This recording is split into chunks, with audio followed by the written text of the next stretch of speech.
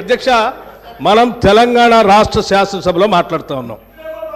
ఆనాటి ఉమ్మడి ఆంధ్రప్రదేశ్ శాసనసభ వ్యవహారాలు కాదు, ఆనాటి ఉమ్మడి ఆంధ్రప్రదేశ్ శాసనసభ కాదు.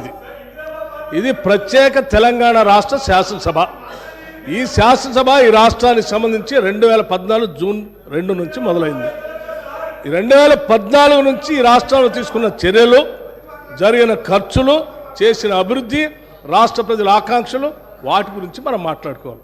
గతం అంతా బాగాలేదనే కదా అందరు కలిసి కొట్లాడి ఏకగ్రీవంగా తీర్మానం చేసి తెలంగాణ రాష్ట్రం ఇంకా అది చూపించి నేను వాళ్ళతో పోటీ పడతా అంటే నువ్వు కూడా వాళ్ళతో పోటీ పడితే నువ్వు కూడా అట్టే పో. మరి ఏడెందుకు తెలంగాణ రాష్ట్రం గురించి మాట్లాడుతుంది?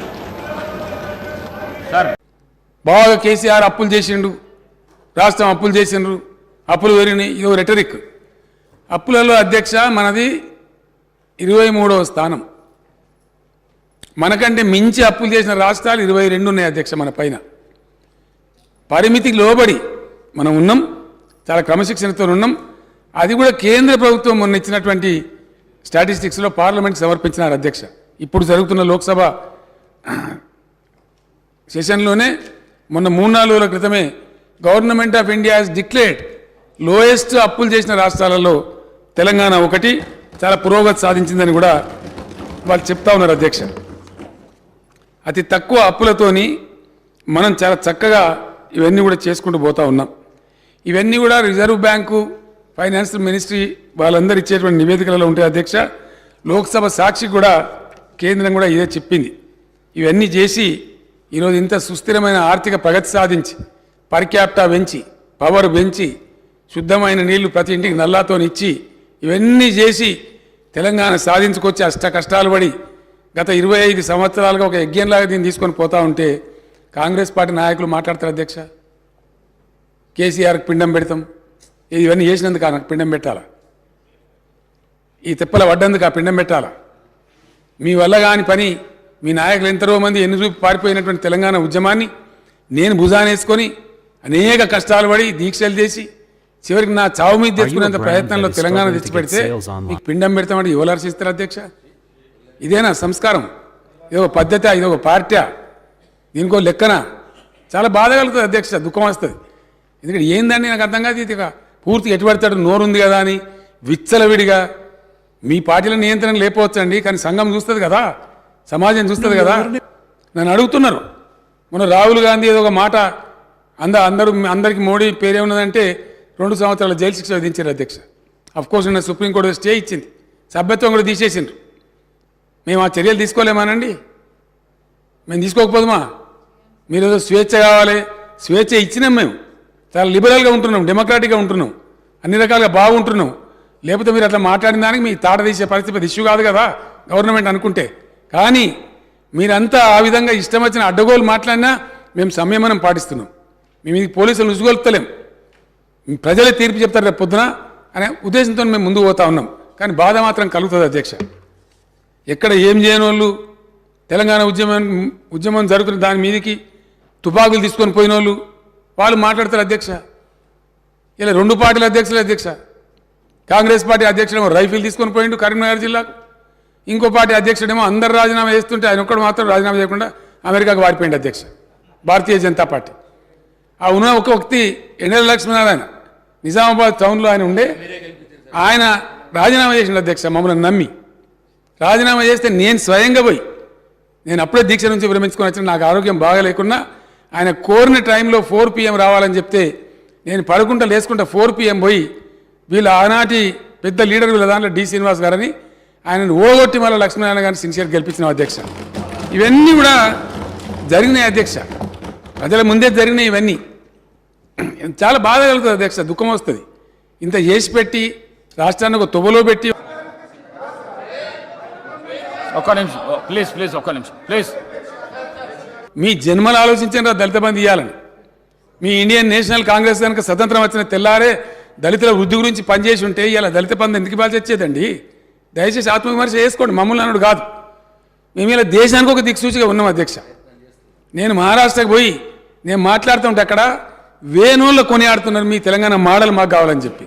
వేరే రాష్ట్రాలలో దేశమంతా వీ వాంట్ తెలంగాణ మోడల్ అంటుంటే ఇక్కడ ఉన్నోళ్ళు మాత్రం ఇంత మంచిగా జరిగిందని కనీసం ఒక మాట హర్షించకపోగా ఉల్టా తూలనాడడం దూషించడం పిండం పెడతాం గండం పెడతాం అని మాట్లాడడం తెలంగాణ ప్రజలు నా మాటలు వింటున్న అధ్యక్ష. వచ్చే ఎన్నికలలో ఎవరికి పిండం పెట్టాలో ఇప్పుడు ప్రజలే నిర్ణయించాలి అధ్యక్ష.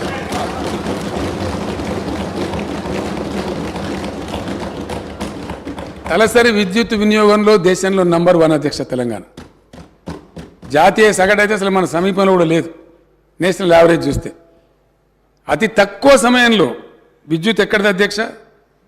కాంగ్రెస్ హయాంలో విద్యుత్తు మొన్న కూడా వీళ్ళ కడుపుల సంగతి బయట పెట్టింది. ఇస్తామని చెప్పింది 9 గంటలు, ఇచ్చేది పొద్దాగా 3 గంటలు, రాత్రి 4 గంటలు. ఆడిపోయి షాగులు కొట్టి సావా, పాములు గారి సావా, వందల మంది రైతులు చచ్చిపోయారు అధ్యక్ష.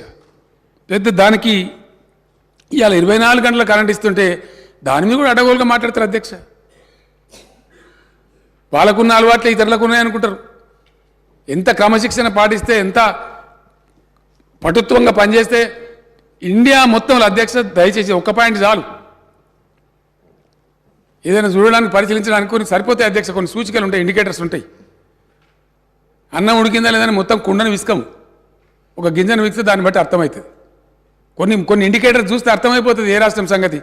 వాకిలు చూస్తే ఇల్లు సంగతి తెలుస్తుంది అన్నట్టుగా ఎంత ఇండియా మొత్తంలో ఏ ఒక్క రాష్ట్రంలో కూడా 24 అవర్స్ పవర్ సప్లై లేదు.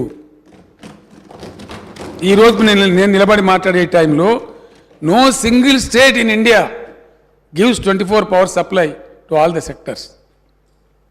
అప్పుడు ఎట్లా అధ్యక్ష? కాంగ్రెస్ రాజ్యంలో పేలిపోయే ట్రాన్స్ఫార్మర్లు, వందల కొద్ది కాలిపోయే మోటార్లు ప్రతిరోజు అధ్యక్ష, ఒక రోజు కాదు. ట్రాక్టర్ కాలిపోతే పడ్డ బాధలన్నీ ఊరోళ్ళందరూ తలా 2,000 తలా 3,000 జమ చేసి ట్రాక్టర్ మీద పెట్టి ఎలక్ట్రిసిటీ ఆఫీసుల కాడ పోయి ఎలక్ట్రిసిటీ ఆఫీసుల కాడ ధర్నాలు, భయంకరమైనటువంటి పరిస్థితులు అధ్యక్ష. వీళ్ళు మాకు ఇలా పాఠాలు చెప్తామంటారు, వీళ్ళు మాకు నీతులు చెప్తామంటారు.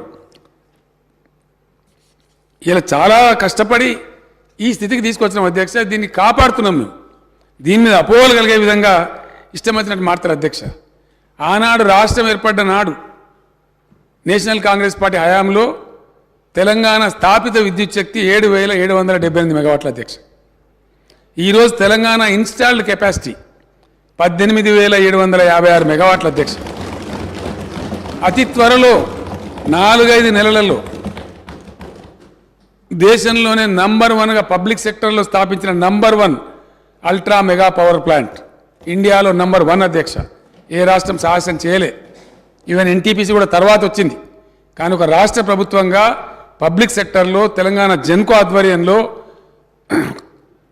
4,000 మెగావాట్స్ పవర్ స్టేషన్ 30,000 కోట్లతోని మేము నల్లగొండలో దామర్చల్లో పెట్టినాం అధ్యక్ష. అక్కడ మా ఎమ్మెల్యే భాస్కరరావు గారు, ఆ జిల్లా మంత్రి విద్యుత్ శాఖ మంత్రిగా ఉండి మా జగదీష్ రెడ్డి గారు, సౌత్ తెలంగాణలో మేము ఎంత న్యాయబద్ధంగా పోతామంటే అధ్యక్ష, కాకతాళీయంగా తెలంగాణలో ఉండే పవర్ స్టేషన్స్ అన్నీ కూడా ఉత్తర భాగంలో ఉన్నాయి అధ్యక్ష. అది కొత్తగూడెం కావచ్చు, పరకాలలో కాకతీయ కావచ్చు, మేము పెట్టిన భద్రాద్రి కావచ్చు, అంతకుముందు ఎన్టీపీసీ రామగుండం కావచ్చు, నిజాం స్థాపించిన పవర్ స్టేషన్ కావచ్చు, అన్నీ కూడా గోదావరి ఒడ్డున అన్నీ కూడా ఇటు ఉత్తరం వైపే ఉన్నాయి అధ్యక్ష.